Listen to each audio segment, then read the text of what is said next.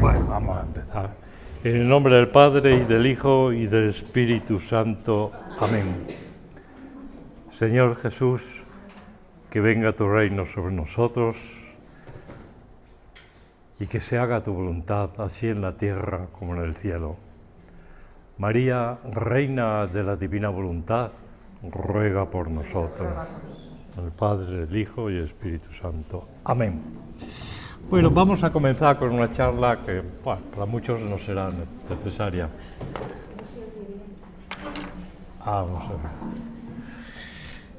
La titulamos La Divina Voluntad es católica. Bien, me pidieron porque algunos tenían dificultades en saber si esto está según la Iglesia, si lo admite, si lo empleado. Entonces vamos a ver, no es muy necesaria esta para los que lo creen todos, la creen ya, tienen fe y se fían de ella, pero vamos a darla para fundamentarlo un poco. ¿Por qué buscar la divina voluntad? Si yo tengo mis devociones y adquiero la gracia santificante y me salvo, ¿para qué esta novedad? ¿Por qué cambiar mis costumbres si la Iglesia nunca nos ha hablado de esto? Además, yo siempre he hecho la voluntad de Dios. Esto es lo que oímos con frecuencia y lo oiréis también, pues, vosotros igual. Pero no es eso. No es eso. Están muy equivocados. Aquí se trata de recuperar el proyecto de Dios. Que nuestra voluntad reine como vida en las criaturas. Eso es la finalidad de esto. No si cumplo y hago la voluntad de Dios, sino que sea vida en mí. Que mi voluntad debe ser como alma al cuerpo. Esto es fundamental. Que mi voluntad debe ser como alma al cuerpo. Pues a su imagen y semejanza nos creó. Y para obtener el reino de la divina voluntad en la tierra, como nos dejó dicho Jesús en la oración del Padre Nuestro, pidiendo que el reino de la divina voluntad venga como en el cielo, así en la tierra, para vivir con Él y en Él. Una cosa es hacer la voluntad de Dios, donde la criatura siente el peso de su naturaleza rebelde y debe ser obediente bajo una voluntad ordenante. La criatura aquí tiene que obedecer a una voluntad ordenante, mandamientos aquí. Y otra es poseer y actuar con la voluntad divina obrante en nosotros. Una es que se obedece por arriba y otra cosa es que obra en nosotros. Es muy distinto. Perdimos en Adán la semejanza al perder la divina voluntad. Ya no podemos decir somos semejantes a Dios, porque se perdió. Por eso con lo humano tendríamos que aclararlo y haber mucha discusión sobre ello. Algo saldrá. Perdimos en Adán la semejanza al perder la divina voluntad, al decidirnos por la voluntad humana. Pero aunque Adán perdió la posesión de este reino dado por nosotros, dice Jesús, no se quitó los derechos a sus descendientes de poder readquirir el reino de mi voluntad. Es decir, todavía nos queda a nosotros el derecho de herencia. Como dice el Salmo, el plan de Yahvé subsiste para siempre, los proyectos de su corazón por todas las edades. El proyecto de Dios debe mantenerse. Aunque le pongamos muchas dificultades, el proyecto de Dios se mantiene, aunque pasen siglos. Y ahora, a través de Luisa Picareta, se quiere iniciar una nueva etapa en la historia del hombre, para restaurar su naturaleza y llevarla al origen y finalidad para la que fue creada. Quiero establecer el reino de mi voluntad sobre la tierra para realizar el único fin por el cual fue creado el hombre, y así regrese a su herencia del reino de nuestro fiat que nos rechazó. Y evangelizar es predicar la vida completa de Jesús. Y la vida de Jesús se fundamenta y desarrolla en 3 pilares o acontecimientos, que son los 3 fiat. Primero, veamos lo que hizo en su vida terrenal. En un principio Jesús predicó el Evangelio del reino de los cielos. Él comenzó con la predicación del reino de los cielos. Después comenzaron los apóstoles a predicar a Jesús Nazareno, que ha resucitado. Y por fin, ahora nos llega el cumplimiento del Fiat Voluntas Tua, oración del Padre Nuestro que nos enseñó Jesús. Y es después de estos preámbulos de su vida terrena, vamos a ver el fundamento del Verbo, ¿sabes? Y es el momento de tener en cuenta la vida eterna del Verbo y de Jesús. Primero fue imagen en la creación, fiat luz, y en él fueron creadas todas las cosas. Él es el primogénito de toda la criatura. En segundo lugar, tenemos por medio de su sangre la redención. Segundo fiat, fiat mi, que pronunció la Virgen, y se encarnó en María. Y en tercer lugar, la Iglesia proclama el reino de Cristo, conforme a la petición de venga a nosotros tu reino. Ahora, si se pide que venga, es que no está, porque se supone que la llegada del Fiat Voluntas Tua facilitará el reinado, pues para esto he venido al mundo, dirá Jesús. Reinará sobre la casa de Jacob, dirá Lucas. Debe reinar hasta que ponga a todos sus enemigos bajo sus pies. De aquí la afirmación de Jesús. En cuanto mi humanidad fue concebida, así comencé una nueva creación para extender el reino de mi voluntad. El proyecto de Dios es entregar el reino a Jesús. Este es el proyecto de Dios, entregar el reino a Jesús.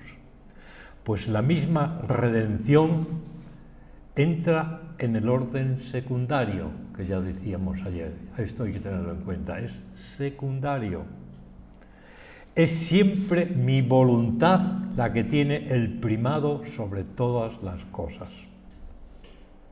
Es su voluntad la que está por encima de todo, de nuestra salvación y de todo. Es su voluntad la que tiene el primado sobre todas las cosas. Y añade: mi descenso a la tierra con el tomar carne humana fue propiamente esto: alzar nuevamente a la humanidad y dar los derechos a mi voluntad divina de reinar en la humanidad. Porque era justo que no solo debiera poner a salvo a las criaturas. Ya lo sabéis, ¿para qué vino Jesús? Para salvarnos. Pero eso no era. Sino que debía poner a salvo también a mi divina voluntad, dándole nuevamente sus derechos sobre toda carne. Tiene los derechos de justicia sobre toda carne. Jesús, mediante el don de su divina voluntad en la criatura, forma en ella no la vida mística de la gracia, que es lo que tenemos nosotros, no la vida mística de la gracia, sino la vida y la presencia real de Jesús.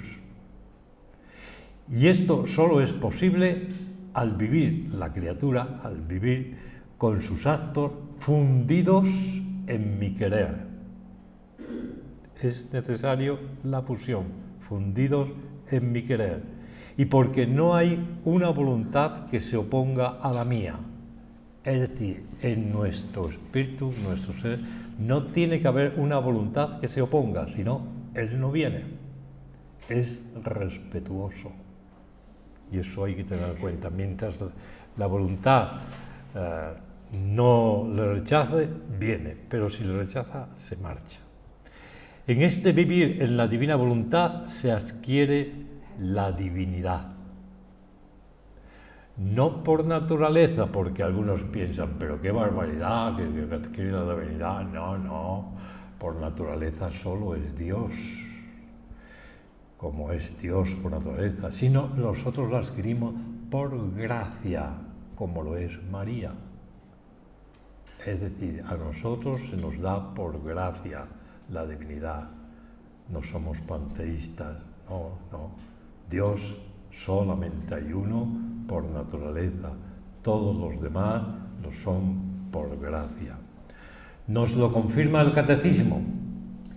El Padre decidió elevar a los hombres a la participación de la vida divina, a la cual llama a todos los hombres en su Hijo.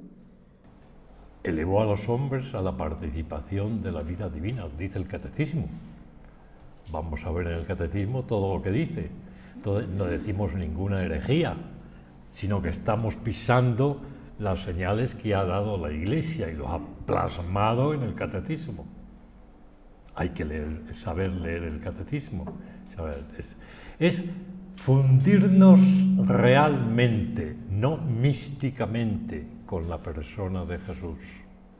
Es la única forma de dar gloria y reparación a Dios como se merece. ¿Queremos dar gloria y reparación? Tiene que ser con Jesús, fusionados con Él. Si no, esa gloria y reparación le agrada, pero no nos sirve, porque no le corresponde a la categoría en que tiene Dios. Quiere una igualdad. Como se merece. Dios quiere un reino de reyes, por eso nos constituyó reyes de toda la naturaleza. Quiere un reino de reyes, no de siervos. El hombre fue creado por nosotros como rey de la creación, pues debiendo habitar en él el rey de reyes, debía ser el pequeño rey y formar en él el reino de nuestra divina voluntad. No podemos confundir la vida de la gracia que nos dan los sacramentos de la redención con la plenitud de la vida divina que se recibe con este don, que hace que Jesús esté realmente en la criatura. Por eso, Luisa pregunta a Jesús: ¿no es una cosa nueva y singular lo que dices, que en quien vive en tu voluntad tú haces vida real en él? Y Jesús dice, no es vida mística como para aquellos que poseen mi gracia, pero no viven con sus actos fundidos en mi querer. Diferencia esencial. Habiendo recibido Luisa la Santa Comunión, quedó pensativa. Luisa era muy pícara, sabía mucho, por eso, fijaros las preguntas que hace muchas veces para picar a Jesús. Y entonces le pregunta, ¿qué diferencia hay entre los sacramentos y la divina voluntad? Y dice, mi soberano Jesús me ha dicho, hija mía, la diferencia es grande entre el uno y la otra. Los sacramentos son los efectos de mi voluntad, En cambio, ella es vida. Y como vida, con su potencia creadora, forma y da vida a los sacramentos. Se puede decir que la diferencia es como una imagen entre el sol y los efectos que produce el sol. Estos no dan vida al sol, sino que reciben la vida del sol. Es decir, que a través del don de la divina voluntad, Jesús forma en nosotros una vida suya, una presencia suya real, de modo que le servimos de humanidad, es decir, toma nuestra humanidad. Él ya no puede hacer eso, pero toma nuestra humanidad y une dos voluntades unidas en un solo querer divino. Y ahora veamos en qué se fundamenta esta doctrina que estamos predicando, a ver si la Iglesia está de acuerdo en ello o no. Primero vamos a ver en la Biblia. Afirma el Catecismo que la revelación es definitiva y que no hay que esperar otra revelación ni pública ni privada. Muy bien. Esta es la razón en la que se apoyan los teólogos y no hay quien lo saque. Sin embargo, el Catecismo en el numeral 66 afirma que aunque la revelación esté acabada, no está completamente explicitada. Y eso es lo que vamos a hacer ahora. Por ejemplo, en Juan, dice Juan en el 16. Aún tengo muchas cosas que deciros, pero ahora no las podéis soportar. Pero cuando Él, el Espíritu de la verdad, venga, os guiará a toda la verdad, porque no hablará por su propia cuenta, sino que hablará todo lo que oiga, y os hará saber lo que habrá de venir. Él me glorificará, porque tomará de lo mío y os lo hará saber. Jesús no podía comunicar todos sus conocimientos a los apóstoles, dada la incapacidad de la humanidad para recibirlos y la incomprensión de los apóstoles.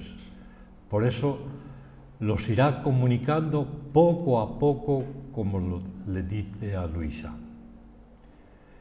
Juan también dice: Mas el Consolador, el Espíritu Santo, a quien el Padre enviará en mi nombre, Él os enseñará todas las cosas y os recordará todo lo que yo os he dicho. Él os enseñará en futuro. Habla de un futuro. La enseñanza de su sabiduría y conocimiento los deja para más tarde, cuando sea el tiempo. Y este es el tiempo como se lo comunica a Luisa. Cuando venga el Espíritu de la verdad, os guiará hasta la verdad plena. Por tanto, es el Espíritu Santo quien despierta nuestro espíritu y nos enseña lo que concierne al Padre y al Hijo. El Espíritu, el Padre y el Hijo nos dan a conocer lo que es su proyecto desde la creación del mundo. Y esto lo ha hecho a través de Luisa Picarreta. Leemos en la primera de Juan. Desde ahora somos hijos de Dios, y lo que seremos no se ha manifestado todavía. Sabemos que cuando se manifieste seremos semejantes a Él, porque lo veremos tal cual es. En esta carta Juan reconoce que ya somos hijos de Dios, pero que en un futuro seremos algo más. Este es el proyecto incompleto del que nos habla Ratzinger el 30 de junio de 2001, al decir que somos una cuestión abierta, algo por completar. ¿Cómo se completa? La respuesta la encontramos en Luisa Picareta con la Divina Voluntad. Sigue Juan diciendo: yo les he dado la gloria que tú me diste, para que sean uno como nosotros somos uno, yo en ellos y tú en mí, para que sean perfectamente uno y el mundo conozca que tú me has enviado y que yo los amé como tú me amaste. La oración de Jesús muestra claramente el deseo de que sus amigos sean uno con Jesús, como Él lo es con el Padre. Esto es poseer la divina voluntad, no es otra cosa. Por eso sigue diciendo San Pedro: se nos han concedido las más grandes y valiosas promesas a fin de que vosotros lleguéis a participar de la naturaleza divina, huyendo de la corrupción que reina en el mundo a causa de la concupiscencia. Pedro habla claramente de la participación en la naturaleza divina, que es la posesión de la divina voluntad. También la liturgia de la Iglesia en el prefacio de la Ascensión nos dice, refiriéndose a Cristo, subió al cielo para hacernos partícipes de su divinidad. Y en el jueves de la tercera semana de Pascua, la oración sobre las ofrendas dice: oh Dios, que por el admirable trueque de este sacrificio nos haces partícipes de tu divinidad. Concédenos que nuestra vida sea manifestación y testimonio de esta verdad que conocemos. Toda la Biblia nos está hablando de la divinidad del hombre, que se nos va a dar, que Jesús quiere la unión, como Él tiene la unión con el Padre, quiere que sea la unión con todas las criaturas. Y pasamos de lo de la Biblia, que es muy claro, pasamos a la enseñanza de la Iglesia. Y en la encíclica Deus Caritas Est de Benedicto XVI hace una serie de afirmaciones. El amor ya no es solo un mandamiento, sino la respuesta al don del amor. En esta frase, si os habéis fijado, empieza a insinuar la superación de la voluntad ordenante de los mandamientos y obedecerle, superación de la voluntad ordenante, para llegar a la voluntad obrante, que es vida, que va a obrar. La una es obediencia y la otra es vida, que va a obrar. Y al hablar del amor denota un amor de correspondencia de vida. Son términos que nos ponen en relación con la enseñanza de Luisa. Está perfectamente igualado.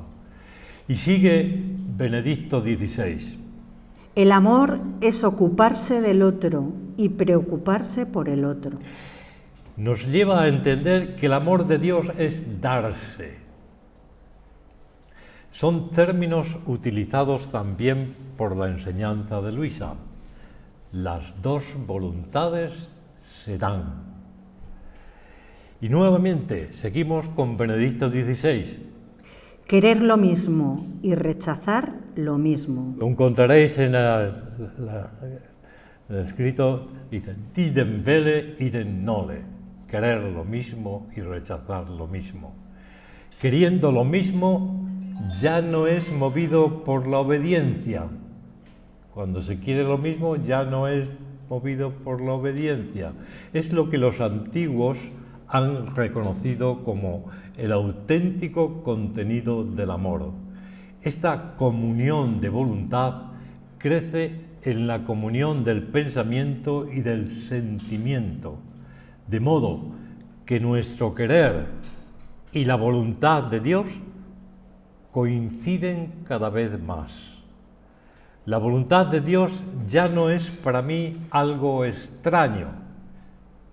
Está fuera y me manda. No, ya no es algo extraño, que los mandamientos me imponen desde fuera, sino que es mi propia voluntad, que está unida con la voluntad de Jesús. Coinciden estas expresiones con la doctrina de Luisa, al quitar la piedrecita de mi voluntad humana para poner la voluntad divina. Lo que pretende toda la enseñanza de Jesús en Luisa es dar al hombre una vida divina, fundiéndole con la voluntad divina. Estamos, pues, con algo totalmente nuevo que se describe como un tercer fiat. Ha llegado el tercer fiat, después de la creación y la redención, para recuperar la unidad en Dios perdida.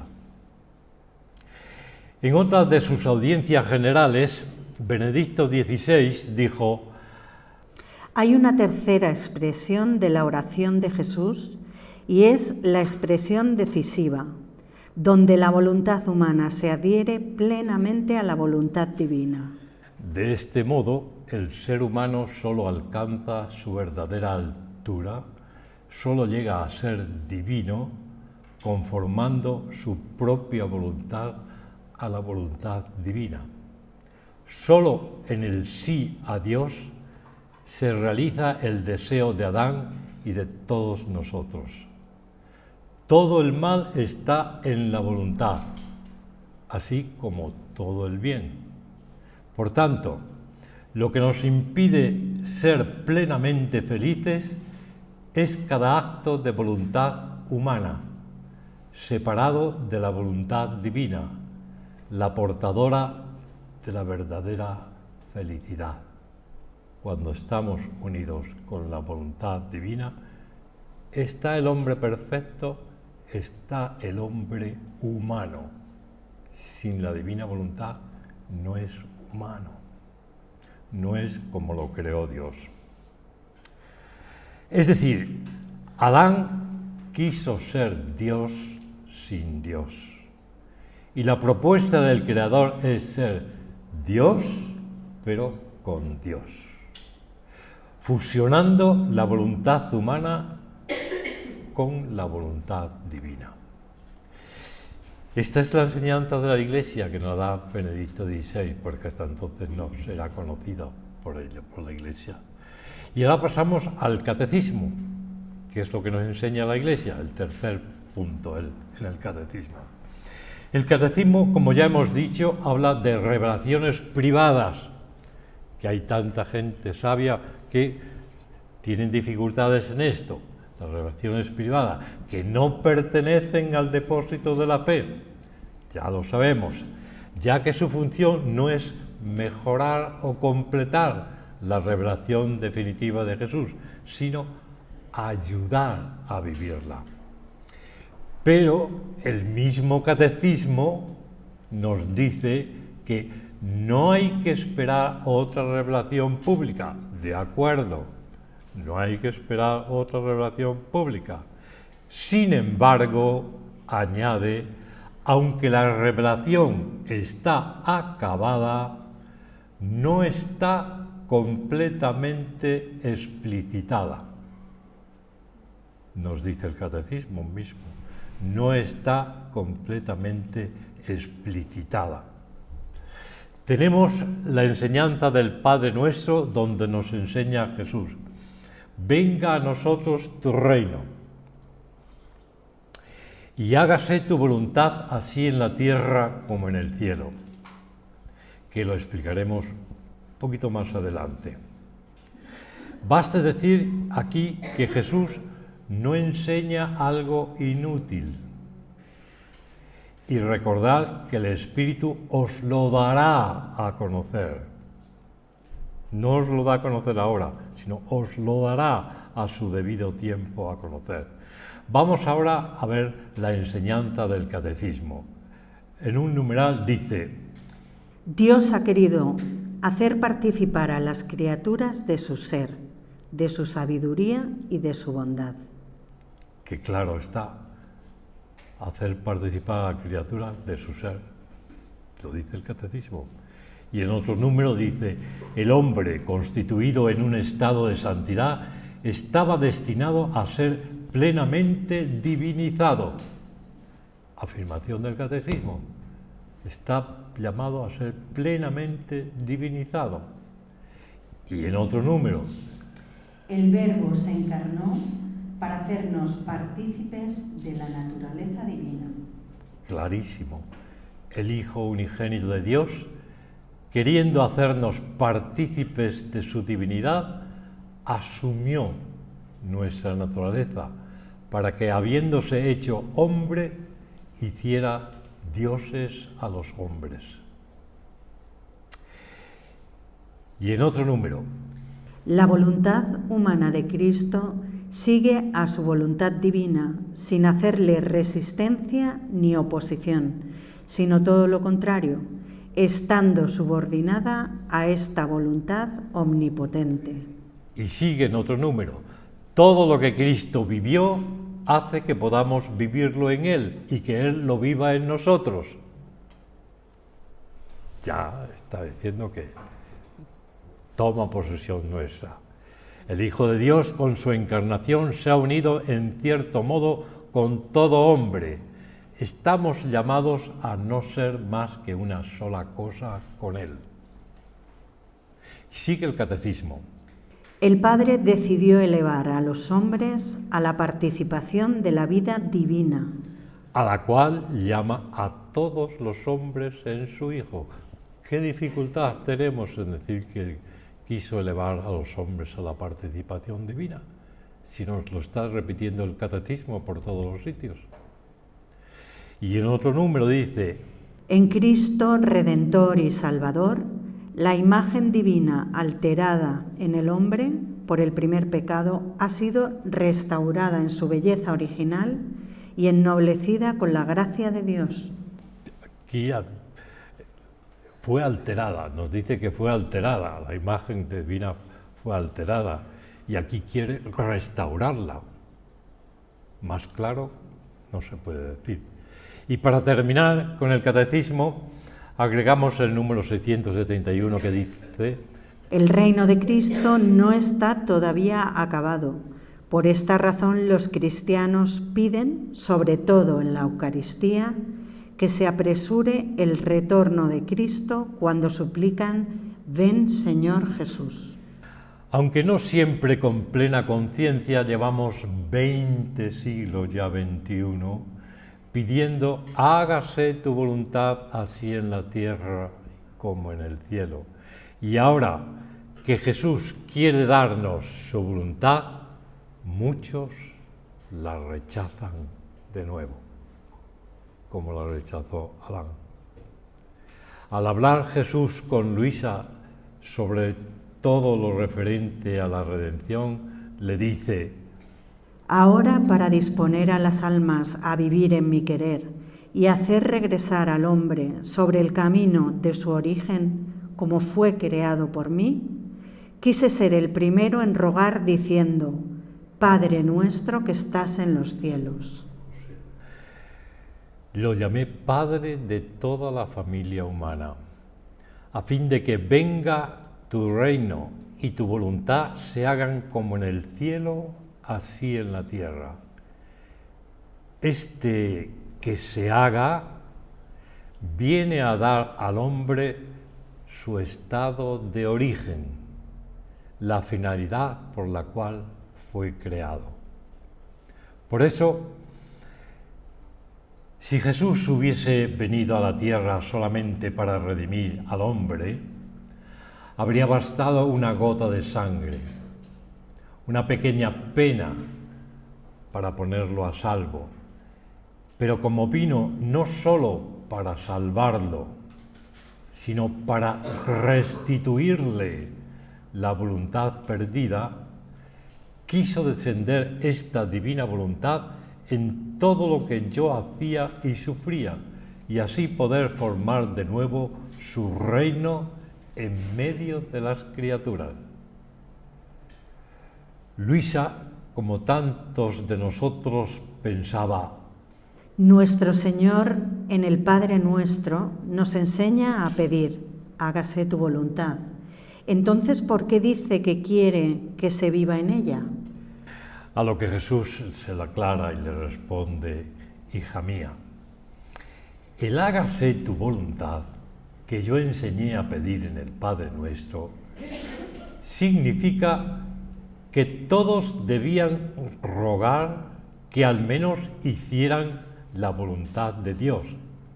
Y esto es de todos los cristianos y de todos los tiempos. No se puede decir cristiano si no se dispone a hacer la voluntad del Padre Celestial.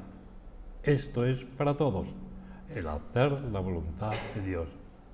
Pero tú no has pensado, le dice a Luisa en la frase que viene inmediatamente después, como en el cielo, así en la tierra. El como en el cielo, así en la tierra, significa vivir en el querer divino, y se ruega que venga la tierra para vivir en él. En el cielo no solo hacen mi voluntad, sino que viven en ella, la poseen como cosa propia. Y si la hicieran y no la poseyeran, no sería plena su felicidad.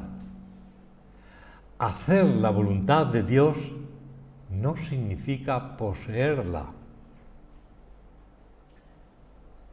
que es a lo que estamos acostumbrados nosotros, a hacer la voluntad de Dios, pero no la poseemos, sino someterse a sus órdenes.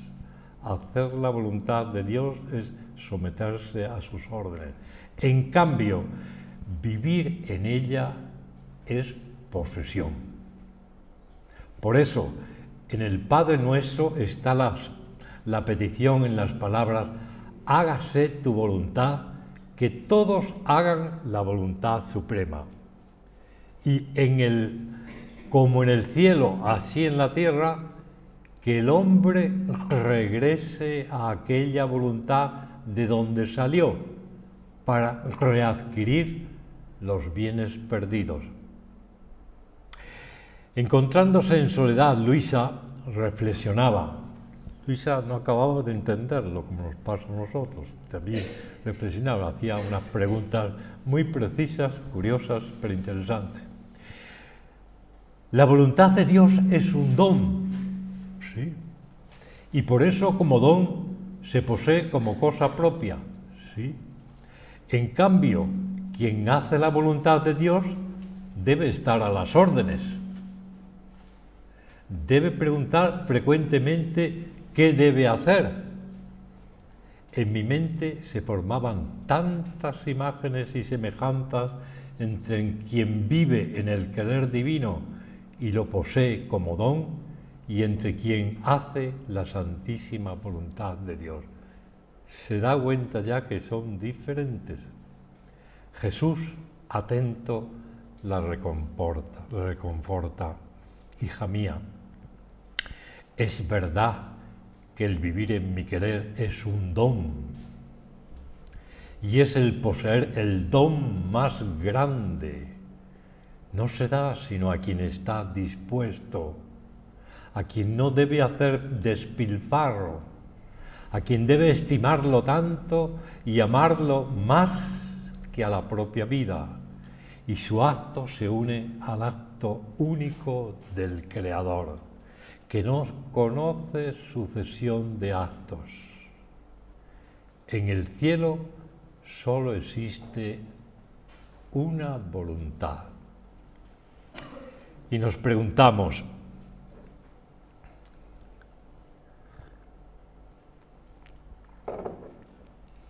¿acaso en estos tiempos no hemos necesitado una aclaración como esta para entender lo que pedíamos en el Padre Nuestro? ¿Cuántas veces no lo entendemos y no se entiende normalmente hacer la diferencia entre hacer la voluntad de Dios y poseer la voluntad de Dios? Y esta aclaración de Jesús nos es muy provechosa. En el año 1928 le recuerda a Jesús: Hija mía, en cuanto Adán pecó, Dios le hizo la promesa del futuro Redentor.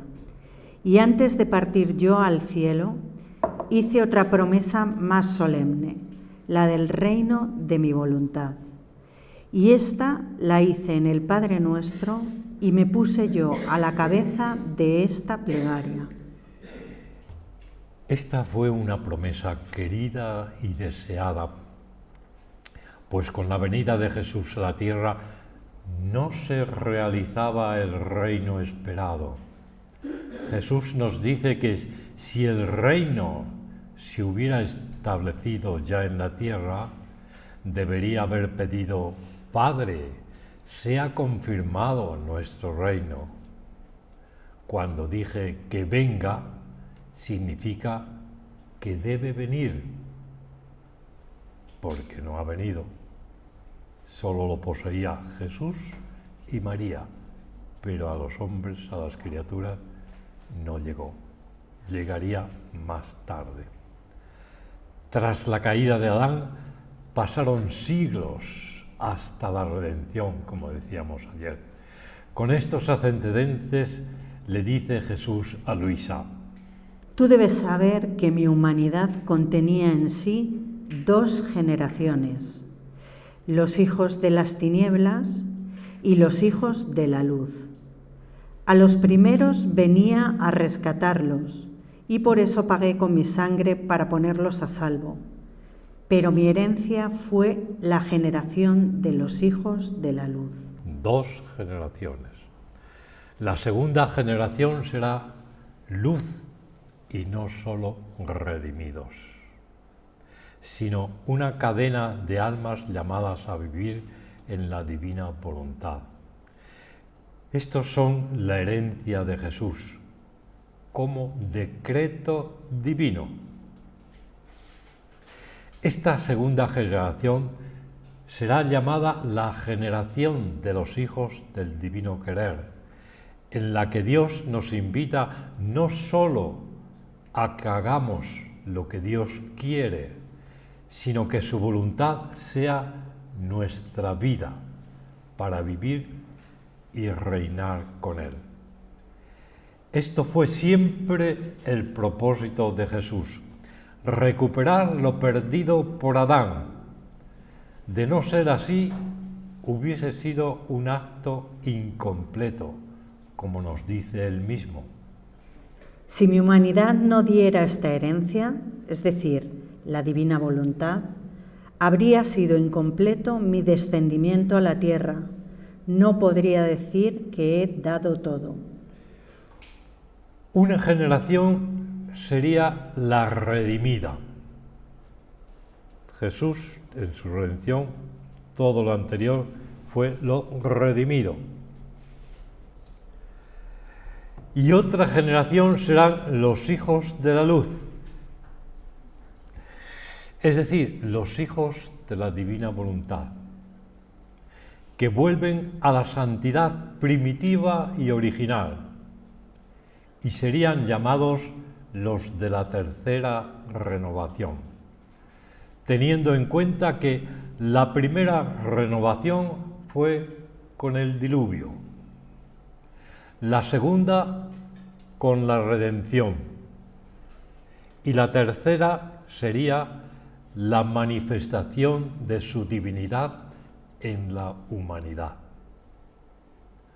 Adán crucificó su divina voluntad y ahora lo que tiene que hacer la criatura es lo contrario: crucificar su voluntad humana con un proceso de desapego interior para permitir que solo la voluntad de Dios reine en el alma.